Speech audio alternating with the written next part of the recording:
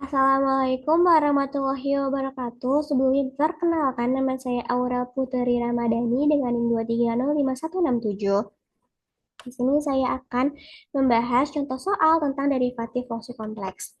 Diberikan fungsi fz sama dengan z pangkat 2. Tentukan apakah f aksen z dapat diturunkan secara kompleks di z sama dengan 0.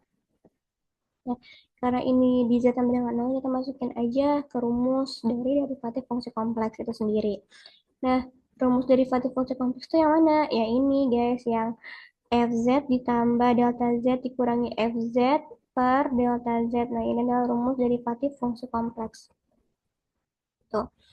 Dan di sini z-nya sama dengan 0, kita langsung aja berarti si fz ini jadi 0, ya jadi ini jadi 0, terus ini juga kan jadi 0, karena ini delta z, z-nya pangkat 2, maka jadi delta Z pangkat 2 per delta Z. Dan delta Z pangkat 2 dikali delta Z itu berarti ini delta Z dikali delta Z per delta Z ya. Kita coret satu ininya, maka hasilnya akan menjadi delta Z. Nah, ini yang akan kita gunakan untuk mengecek lintasannya. Karena ini kita akan mengecek dapat diturunkan atau enggak gitu, kita harus mengecek di dua lintasan, yaitu lintasan pada sumbu X dan juga sumbu Y.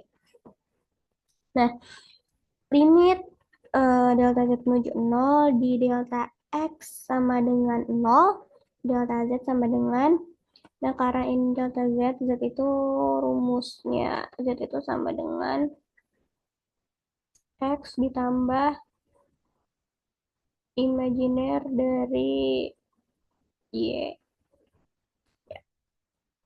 Kita langsung masukin aja ke rumusnya, di mana limit dari delta X, delta Y, mohon maaf saya delta Y menuju 0,0 di delta Y sama dengan 0. Maka di sini akan menjadi delta X ditambah imajiner dari delta Y.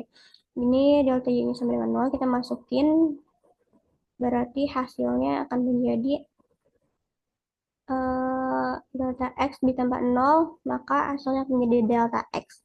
Delta X ini sama dengan 0 gitu. Lanjut ke lintasan yang satunya, di lintasan sumbu Y dengan delta X-nya menjadi 0.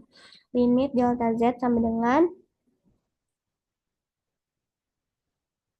limit delta Z menuju 0 dengan delta X sama dengan 0 sama dengan limit delta X, delta Y menuju 0,0 dengan delta X sama dengan 0.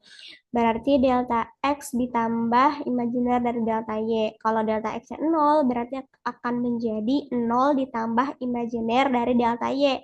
Maka hasilnya akan menjadi limit delta Z menuju 0 dengan delta X sama dengan 0, delta Z sama dengan limit dari delta X, delta Y menuju 0,0 dengan delta X sama dengan 0.